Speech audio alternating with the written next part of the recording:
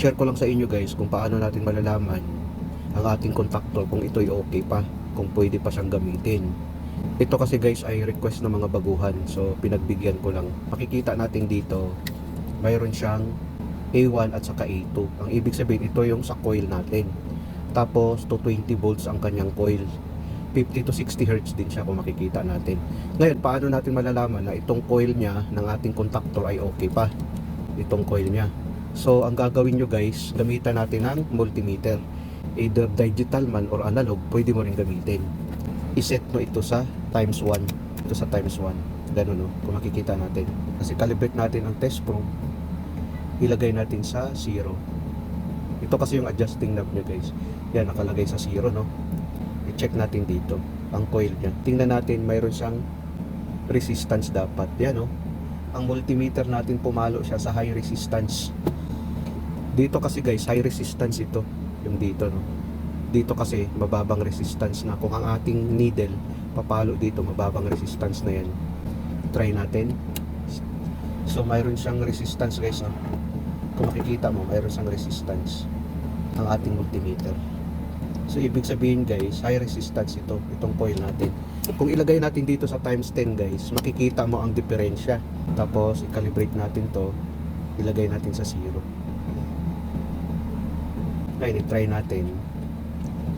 Kung makikita mo, high resistance siya. Makikita mo ang palo ng needle. So ibig sabihin itong coil na ito ay okay. Dahil kung ang palo ng needle guys umaabot dito, ibig sabihin shortage ang ating contactor. Kung makikita natin no. So ang ibig sabihin nito okay ang contactor natin. So pwede itong magamit. I-try natin ngayon guys ang contact nito. Ito kasi mag-contact to, dito naman mag-contact, dito naman mag-contact kung saan nakalagay ang ating 3-phase motor. Ito naman yung overload. Ang una mong i-check guys para malalaman mo na ang contact ay okay, i-press mo ito. Pag press mo nito, kunan mo ng multimeter dito kung mayroon ba siyang contact, dito naman at saka dito. Dapat pag nakaganon siya guys, wala siyang contact dito at saka dito rin. I-try natin no, para din makita ng mga baguhan. Ilagay natin sa times 1. Times 1 na lang natin ilagay. Tapos i-calibrate natin itong multimeter. Calibrate natin ang multimeter, ilagay natin sa 0. Ayan, naka 0 siya. I-try natin guys no. Una natin ilagay dito, tapos i-press natin to. I-press natin. Ayan, gumana siya. Ibig sabihin ang contact niya okay. Tapos dito naman i-press mo rin ito, ibig sabihin okay rin ang contact niya. Tapos dito naman, para malaman natin na ang contact natin ay okay. Okay siya no, okay ang contact dahil pumalo ang multimeter natin. Tapos ang kasunod naman, i-check mo naman guys ang dito at saka dito sa overload. Dapat mayroong contact ito. Dito naman at saka papunta dito. May contact yan dapat. Dito naman at saka dito. Dahil kung walang contact, ibig sabihin putol yung isang linya, putol ang linya papunta sa ating motor. Dito kasi natin ikakabit ang ating 3-phase motor. Ngayon, i-check mo ngayon yan. Ilagay mo dito, tapos dito naman sa baba, no?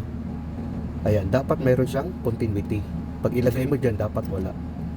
Mayroon siyang continuity. Dito naman, mayroon din continuity. Kung makikita natin, pumapalo ang ating needle. Yan, okay siya. Dito naman, okay siya, no? Ayan, okay siya. Ngayon, ito naman, i-try mo naman dito. Okay siya. Pag ilagay mo dito, dapat walang palo, no? Dito din walang palo. Dito naman, okay. Dito walang palo. Dito naman walang palo ang multimeter natin. Tapos dito naman, may palo siya dito. Dito wala. At saka dito wala din. Ibig sabihin, hindi shortage. Okay siya. Pwede siyang magamit. Ngayon, ang kasunod naman, ito naman. Ito naman auxiliary contact natin. Kung paano natin malaman kung ito'y okay pa. Una guys, ang normally close, may contact to kaagad. Kung makikita natin, may palo kaagad ang multimeter natin. Yan o. Kasi normally close ito. Ngayon, pag i-press natin to guys, mamamatay. Tingnan mo ha, mamamatay ang contact natin. Pag i-press mo ito, mamamatay siya. Yan.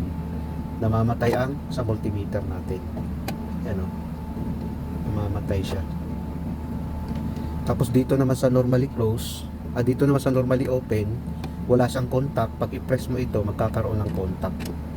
Ayan o. Ayan o. Pumalo yung multimeter natin. So, ganun siya guys. Ganun din dito. sa kabila. Normally close, may contact. Normally open, wala. Pag mag-activate ito guys, magkakaroon ng open contact ang normally close, magkakaroon ng normally open, mag-close naman ang contact. Yun siya guys.